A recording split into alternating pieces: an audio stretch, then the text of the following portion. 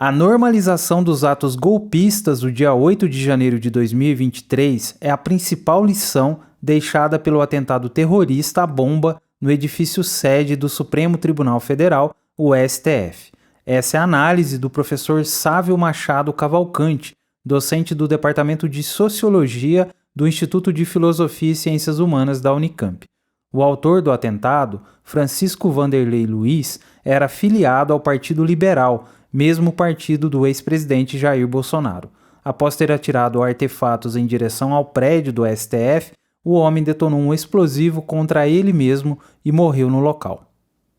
Há um processo de normalização, né, dos eventos golpistas do 8 de janeiro de 2023, e esse talvez seja uma das maiores lições que deva se tirar de um episódio como esse, extremamente grave, poderia ter tido proporções ainda maiores, né, do ponto de vista, de perda de vidas, mas o que mostra é o quanto, em diversos níveis, a sociedade brasileira, o sistema político tem normalizado essa ameaça, né. Nós vimos aqui nas eleições municipais,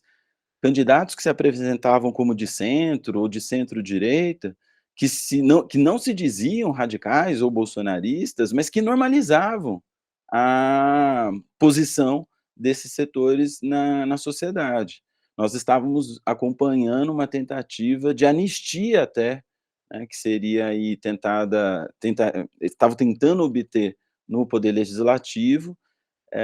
anistia aqueles que foram presos, por conta do 8 de janeiro de 2023. Eles representam de fato uma parte da sociedade, mas essa representação, ela precisa passar por um escrutínio público, inclusive de acordo com as instituições vigentes e as leis vigentes, na medida em que é necessário colocar os limites às formas em que essa ação política ela se dá. Então, esse processo de normalização da extrema-direita bolsonarista, a meu ver, é um dos fatores que explica um evento como esse, na medida em que você tem, de um lado, né, setores, centro-direita, liberais que de alguma forma se veem uma oportunidade, digamos assim, em se aliar com setores da extrema-direita bolsonarista, mesmo que não concordando com o conjunto da pauta, né, conjunto do seu programa, mas você percebe como que esses setores normalizam esse risco, e nós percebemos o quanto que o sistema de agitação e propaganda dessa extrema-direita continua operando e produzindo efeitos reais na na na sociedade como um todo e na política.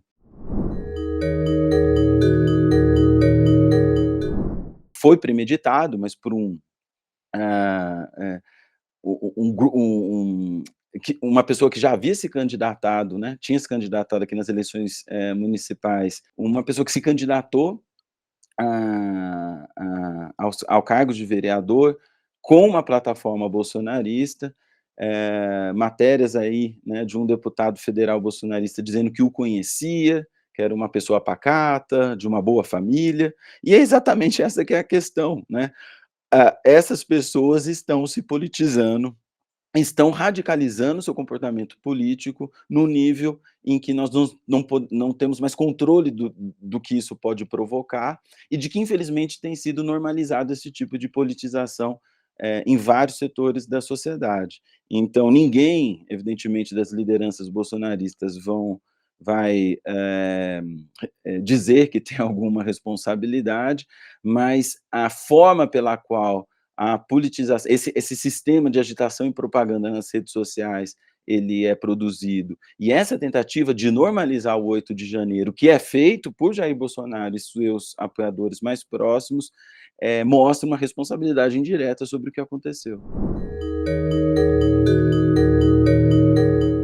Isso não vem de ontem, né, são anos de um movimento de massa reacionário que está se construindo na sociedade brasileira e que tem, por enquanto, sido contido dentro de alguns limites, mas mesmo assim conseguiu ultrapassá-los em vários momentos.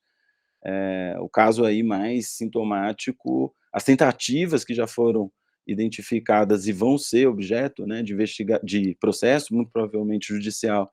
tentativas de golpe, né, de Bolsonaro em 2020, ainda em 22, antes das eleições, mas enfim, aí depois já com a posse de Lula, o 8 de janeiro, o quanto que,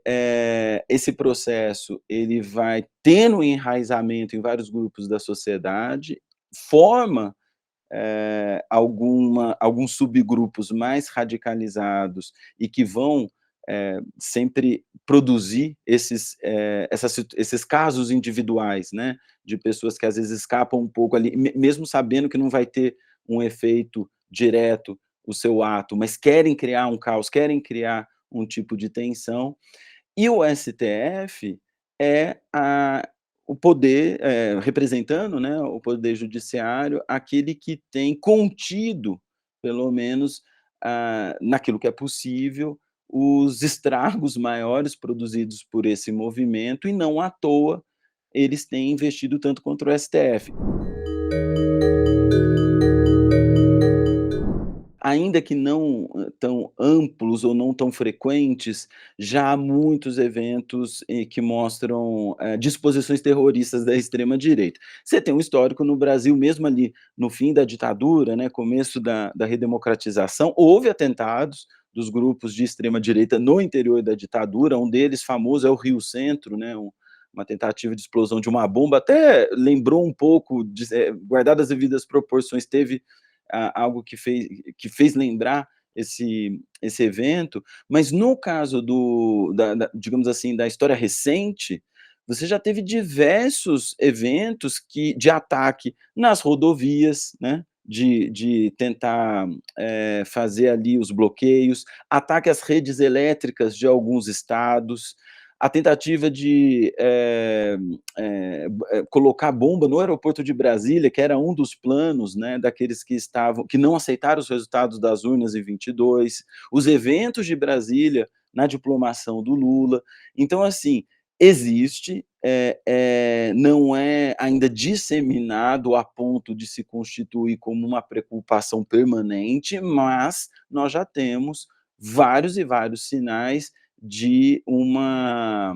concepção dessa estratégia radicalizada de atentado para servir de arma política, que o desafio principal é diminuir a tolerância com com as expressões que não são com bombas, mas que são aquelas que estão, de alguma maneira, incentivando e motivando por caminhos, né, diversos, esse grau de radicalismo,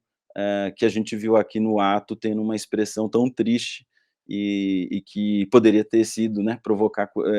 ter um grau destrutivo de morte ainda maior. Então, o desafio é o quanto que nós enfrentamos a normalização dessa extrema direita no Brasil.